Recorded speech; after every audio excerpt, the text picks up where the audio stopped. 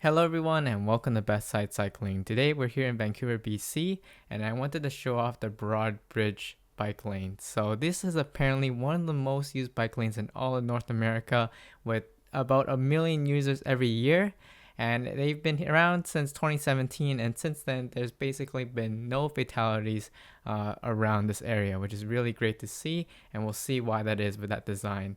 And a little bit about myself and why there's some Vancouver content is because this is actually my hometown, so I come here to visit pretty occasionally, but ironically, I learned to bike in Seattle and that's where I live now. So I'm actually going to be approaching a lot of this infrastructure here from a slight foreigner, not foreigner perspective, as I'm also rediscovering all the bike infrastructure here. But anyway, so we're here now on to this bike lane, and yeah, you can see there's really two sides of protected bike lanes here heading into downtown, and then one on the other side, and there's definitely enough room for two bikes across pretty comfortably. And then there's also a sidewalk here on the right, and here you will get awesome views of both the downtown, but of the beaches on the left, and then of False Creek, and then even like Granville Island and Yaletown on the right. So basically, it's a really awesome, nice place to ride, and it's really a easy way to connect through so many of the popular tourist destinations if you're in the city,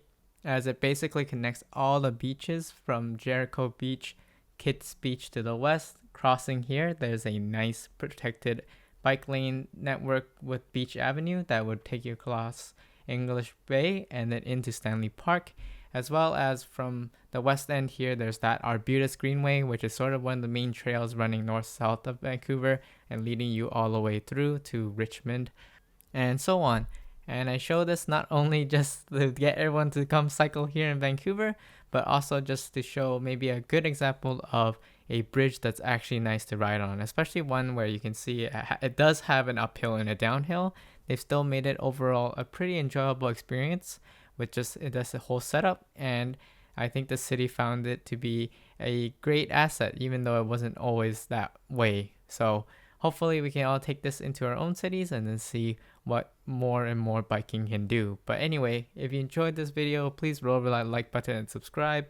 You will definitely be getting some more Vancouver content soon, as I'll be doing the Grand Fondo Whistler in a couple weeks, and I really do want to show off cycling just here in the entire Pacific Northwest, not just in Seattle. But anyway, see you in the next one.